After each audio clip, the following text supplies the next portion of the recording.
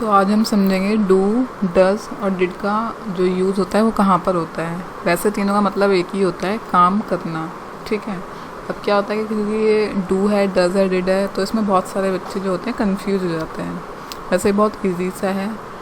Do का मतलब भी काम करना होता है, डज का मतलब भी काम करना होता है और डिड का मतलब भी काम करना होता है। बट ये जो तीनों के तीनों हैं ये अलग अलग तरीके से यूज़ किए जाते हैं। फॉर एग्ज़ाम्पल जो डू है वो प्लूरल के साथ यूज़ होता है। प्लूरल का मतलब हो गया बहुवचन। अब यहाँ पे हिंदी में ये गलत हो गया, यहाँ पे आना चाहिए बहुवचन। यानी कि जब एक या एक से ज़्यादा चीज़ें होती है या संख्या होती है तो वहाँ पे हम उसको बोलते हैं प्लूरल। ठीक है। तो वहाँ पे हम डू का यूज़ करेंगे। जैसे यहाँ पे सेंटेंस है, डू यू लाइक मूवीज़। ठीक है। I don't know, you do your work. अब ये आप बोलेंगे ये जो यू है ये तो सिंगुलर हो गया क्योंकि यू का मतलब होता है तुम, लेकिन जो इंग्लिश होती है, इंग्लिश में जो यू होता है वो प्लूरल माना जाता है, यानी हम इसको बहुवचन की तरह ट्रीट करते हैं, इसलिए यहाँ पे डू आएगा। ठीक है। अब सेकंड है आई डोंट नो। अब आई मैं होता है और मैं भी सिंगल होता है, लेकिन जो इंग्लिश में आई को हम प्लूरल ही काउंट करते हैं, इसलिए यहाँ पे हम डू लगाएंगे, डज नहीं लगाएंगे। आई डज कभी नहीं होता है, आई एम होता है क्योंकि एम भी प्लूरल के साथ लगता है। आई इज कभी भी नहीं होता है, तो आई डू होगा, आई डोंट नो। ठीक है। नेक्स्ट है हमारा यू डू योर वर्क।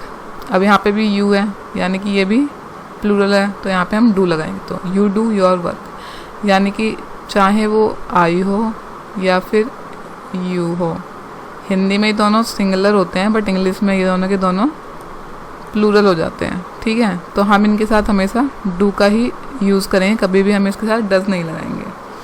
अब आता है हम नेक्स्ट डज। ठीक है। It is always use with singular in present tense. हाँ, ये तो आपको बात याद रखनी है कि जो डू है और डज है ये दोनों प्रेजेंट में आते हैं। कभी हम पास्ट के जब सेंटेंस बना रहे होंगे तो हम डू या डज का उपयोग नहीं करते हैं। तो यहाँ पे भी हिंदी में गलत हो गए, यहाँ पे हमें लिखना है एक वचन। ठीक है। ये एक वचन के साथ यूज़ होता है। अब यहाँ पे आप अगर एग्जाम्पल देखेंगे तो अच्छे से समझ में आ जाएगा। He does his job quite well, यानी कि वो अपनी जॉब बहुत अच्छे से करता है। अब ही क्या, ही हम बॉय के लिए यूज़ करते हैं। ठीक है। और ये क्या है, ये सिंगुलर है यानी कि ये एक है, तो ही के साथ हम डज लगाएंगे। ठीक है। She doesn't eat an apple, वो एप्पल नहीं खाती है। अब शी है, शी हम लड़की के लिए लगाते हैं और शी भी एक ही होता है, कभी भी दो नहीं होते हैं, तो शी के साथ भी हम डज लगाएंगे। नेक्स्ट है he does nothing all day, वो पूरे दिन कुछ काम नहीं करता है, तो ही है, ही भी हमारा सिंगुलर, तो उसके साथ हम डज लगाएंगे।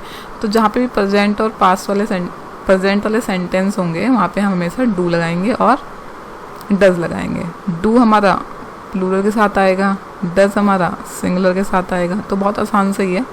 और यू और आई जो होते हैं ये दोनों हमारे प्लूरल होते हैं, इन्हें कभी भी हम सिंगुलर काउंट नहीं करते, स्पेशली इंग्लिश में। हिंदी में जब आप करते हो तो वो सिंगुलर होता है। ठीक है। अब है हमारा डिड। अब डिड जो है वो हम पास्ट में लगाते हैं, इसका भी मतलब है काम करना, लेकिन ये डू और डज की तरह डिड हो जाता है जब हम पास्ट के सेंटेंस बना रहे होते हैं। और इसमें सबसे अच्छी बात ये है कि इसमें सिंगुलर और प्लूरल का कुछ वो नहीं होता है। आप चाहें तो इसे सिंगुलर के साथ यूज़ करें तब भी डिड रहेगा, प्लूरल के साथ यूज़ करेंगे तभी भी डिड रहेगा। ठीक है। जैसे अगला सेंटेंस है ही डिडंट कॉल मी, यानी कि उसने मुझे कॉल नहीं की।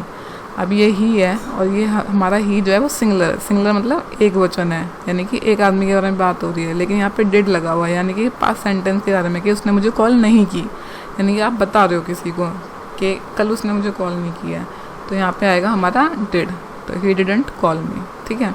अब आगे आई डिडंट गो स्कूल, मैं स्कूल नहीं गया।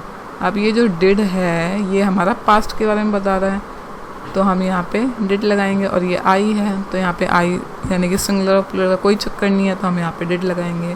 फिर हमारा नेक्स्ट है we did as much as we could, हमने जितना हो सका उतना हमने किया।